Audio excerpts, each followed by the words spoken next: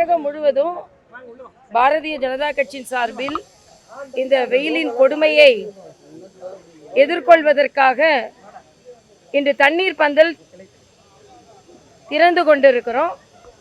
மரியாதைக்குரிய மாநில தலைவர் அண்ணன் நயினார் நாகேந்திரன் அவர்கள் தமிழகம் முழுவதும் சுற்றுப்பயணம் செய்து கொண்டிருக்கிறார்கள். ஒவ்வொரு கோட்டமாக சென்று கொண்டிருக்கிறார்கள். பாஜக தொண்டர்கள் மிகுந்த உற்சாகத்தோடு அவரை வரவேற்றுக் கொண்டிருக்கிறார்கள். இதற்கு முன்னால் பணியாற்றிய சகோதரர் அண்ணாமலை அவர்களுக்கும் நன்றியை தெரிவித்துக் கொண்டிருக்கிறார்கள். ஆனால் இன்றைய காலகட்டத்தில்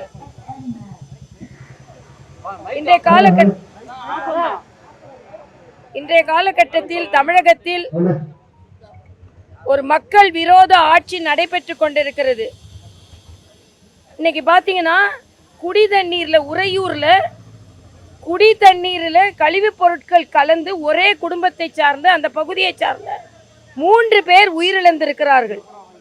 இந்த விஞ்ஞான நூற்றாண்டில் கூட நல்ல குடி தண்ணீரை கொடுப்பதற்கு ஸ்டாலின் அரசால் முடியவில்லை. எனது கடுமையான கண்டனத்தை தெரிவித்துக் கொள்கிறேன். இது கற்காலம் அல்ல, இது இந்த காலம். இந்த காலத்தில் குடி தண்ணீரை சுத்தமாக கொடுக்க ஒரு அரசால் முடியவில்லை என்றால் அது எவ்வளவு வருத்தத்திற்குரியது என்பதை நான் தெரிவித்துக் கொள்கிறேன். ஆக இப்படி மக்கள் மீது கவனம் செலுத்தாமல் ஆளுநர், போஸ்ட்மேனு, மற்றவர்கள் எல்லாம் எதுக்குமே பிரச்சனை உபயோகம் இல்லாதவர்கள் என்று பேசிக்கொண்டிருக்கிறார். ஆளுநர் போஸ்ட்மேனாக இருந்தால் நீங்கள் எதிர்கட்சியாக இருக்கும் பொழுது ஏன் அவரிடம் சென்று கோரிக்கைகளை வைத்தீர்கள்? ஏன் ராஜ்பவன் படிகளை மிதித்தீர்கள்? அப்போ எதிர்கட்சியாக இருக்கும்போது ஆளுநர் வேணும், ஆளுங்கட்சியாக இருக்கும்போது ஆளுநர் வேண்டாம். அந்தந்த அரசியலமைப்பு சட்டத்தில் அந்தந்த பதவிக்கு இருக்கின்ற மரியாதையை நாம் கொடுக்க வேண்டும் என்பது எனது கருத்து. தொடர்ந்து மக்கள் விரோத போக்கிலேயே அவர்கள் நடந்து கொண்டிருக்கிறார்கள். பள்ளியில் கத்தி படிக்க வேண்டிய பள்ளி மாணவர்கள் கத்தியை கொண்டு வருகிறார்கள். இதெல்லாம் எவ்வளவு அறிவாற்றல்! நிகழ வேண்டிய பள்ளிகளில் அறிவால் நடமாடுகிறது. இதே மாதிரி தான் இன்னொரு குழந்தை, ஒரு பட்டியலின குழந்தையும் 2 பெண் குழந்தைகளும் சண்டை போட்டு கொண்டிருக்கிறார்கள்.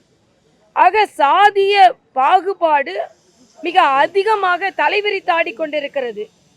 அண்ணன் திருமாவளவன் அவர்கள் வேங்கை வயல்ல உங்களுக்கு எந்த நியாயமும் கிடைக்கல. அதே மாதிரி பட்டியலின மக்கள் தமிழகத்தில் தாக்கப்பட்டு கொண்டிருக்கிறார்கள். அதற்கு எந்த கண்டனத்தையும் தெரிவிக்கவில்லை. அதனால் இன்று சமூக நீதி என்று பேசிக் கொண்டிருக்கிறார்கள். ஆனால் தமிழகத்தில் சமூக நீதியே இல்லை என்பது வெளிப்படையாக தெரிந்து கொண்டிருக்கிறது.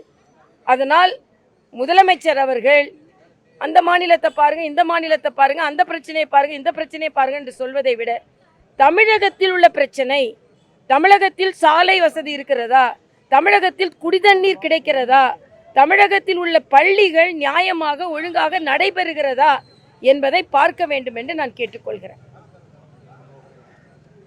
வேறதான் சொல்லணுமாப்பா? இன்னைக்கு வைகோ அவர்கள் கட்சியில் ஒரு தீர்மானம் போட்டிருக்காங்க. இலங்கையில் மரியாதைக்குரிய பாரத பிரதமர் சென்று சந்தித்து விட்டு வந்ததை வெளியுறவு கொள்கையை பற்றி ஒரு தீர்மானம் போட்டு இருக்கிறார்கள். நான் கேட்கிறேன், உங்கள் கட்சிக்குள்ள ஒரு சின்ன கட்சி, அதுக்குள்ளே உள்ள சண்டையே உங்களால் சரியாக பார்க்க முடியல.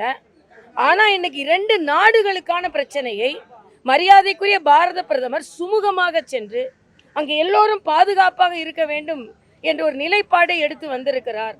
ஆக உங்களோட ஒரு சின்ன கட்சிக்குள்ளேயே உங்கள் மகனை வச்சுட்டே உங்களால் சமாளிக்க முடியாமல் நீங்கள் தடுமாறுறீங்க. பல நாடுகளுக்கு சென்று பல நாடுகளுக்கும் பாரத தேசத்திற்கும் நல்லுறவை ஏற்படுத்தி வருகிறார் என்றால் எவ்வளவு பெரிய பணியை மரியாதைக்குரிய பாரத பிரதமர் செய்து வருகிறார் என்பதை இவர்களெல்லாம் புரிந்து கொள்ள வேண்டும். இவர்களுக்கெல்லாம் பதில் சொல்ல வேண்டாம்னு நினச்சேன். ஆனால் இவர்கள் எல்லாம் பாரத பிரதமரை குறை கூறுவதைத்தான் எங்களால் பொறுத்து கொள்ள முடியவில்லை. ஏனென்றால் இன்றைய காலகட்டத்தில் நீங்கள் பார்த்தீங்கன்னா சவுதிக்கு போகிறாரு, இஸ்லாமிய நாடுகள் என்று சொல்கிறோம், அந்த நாட்டை சார்ந்தவர்கள் வரவேற்கிறார்கள். ரம்ஜான் அப்போ இந்தியாவை சார்ந்தவர்கள் அவர்கள் சிறையில் இருந்தவர்களை விடுவித்திருக்கிறார்கள். அப்படிப்பட்ட நல்லெண்ணத்தை மரியாதைக்குரிய பாரத பிரதமர் கொண்டு வந்து கொண்டிருக்கிறார் என்பதை நான் இங்கே பதிவு செய்கிறேன்.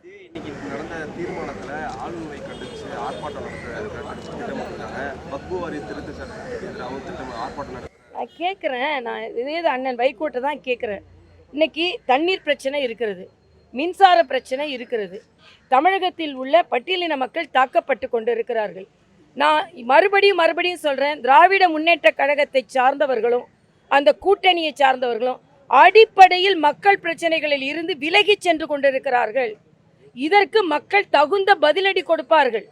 எல்லா இடங்களிலும் பிரச்சனை இருக்கும்பொழுது அதை பற்றி கொஞ்சம் கூட கவலைப்படாமல் இவர்கள் மக்களிடமிருந்து விலகி சென்று கொண்டிருக்கிறார்கள்.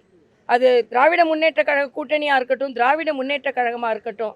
அதனால மக்கள் நலனில் அக்கறை செலுத்த வேண்டும் என்று நாங்கள் கேட்டுக்கொள்கிறோம்.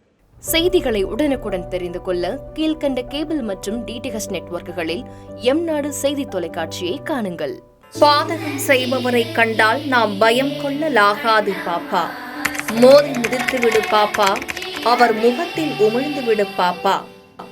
அண்மை செய்திகளை உடனுக்குடன் தெரிந்து கொள்ள இணைந்திருங்கள் எம்நாடு தொலைக்காட்சியுடன்.